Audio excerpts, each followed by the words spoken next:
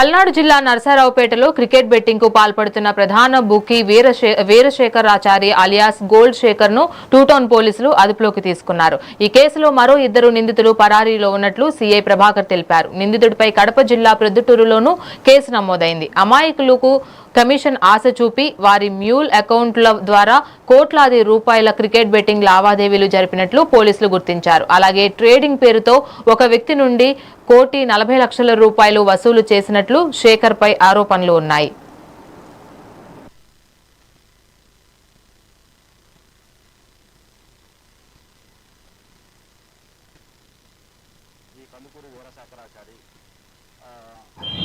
తన అనుచరులతోటి cricket bettings start చేసి దాదాపు ఒక 15 ఇయర్స్ నుంచి సుమారు ఇతని మీద ఒక 12 క్రికెట్ బెట్టింగ్ సంబంధించిన కేసులు, ఒక ఫోక్సో కేసు, 2 NDPS కేసులు ఇతని మీద నమోదై ఉన్నాయి. ఇది ఎన్నిసార్లు చెప్పినా ఇతను అదే విధంగా ఎక్కడా కూడా మారినట్టే ఉంటున్నారు. మళ్ళీ సేమ్ రిపీట్ అవుతుంది.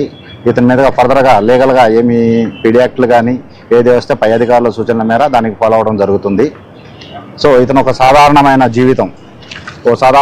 జీవితం నుండి 2012లో సాధారణమైన గోల్డ్ అప్రోచర్ వర్క్ని స్టార్ట్ చేస్తూ చిన్నగా క్రికెట్ బెట్టింగ్లకి అలవాటు పడి చిన్న పంటర్ స్థాయి నుంచి 2015 నుంచి మళ్ళీ క్రికెట్ బుకీగా అవతారం ఎత్తి ఈరోజు క్రికెట్ని పెద్ద క్రికెట్ బుకీ జాబితాలో చేసే సందర్భాలు ఇతను కనిపిస్తూ ఉన్నాయి.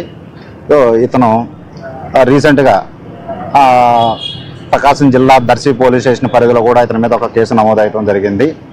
అలాగే నిన్న కూడా కడప టౌన్లో ఇతని మీద ఒక FIR కట్టడం జరిగింది.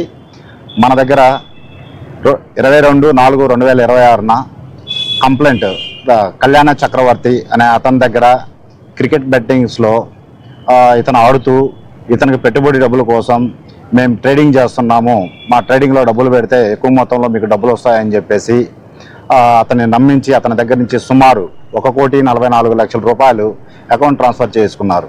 ఇతని యొక్క అనుచరుల్లో ఒకరైనటువంటి మన కేసులో A2 రవితేజ, సవానీ రవితేజ అనే అకౌంట్కి 1,40,00,000ని ట్రాన్స్ఫర్ చేయడం జరిగింది. అతని దగ్గర నుంచి మన దగ్గర A4 లలిత ఇప్పుడు రిమాండ్లో ఉన్నారు. వీళ్ళిద్దరూ ఈమె అకౌంట్ నుంచి కందుకూరి వీరశేఖరాచారి అకౌంట్లకి ఇలా ట్రాన్స్ఫర్ చేసేసి ఆ డబ్బుల్ని వైట్ మనీ రూపంలో డ్రా చేయడం జరుగుతుంది.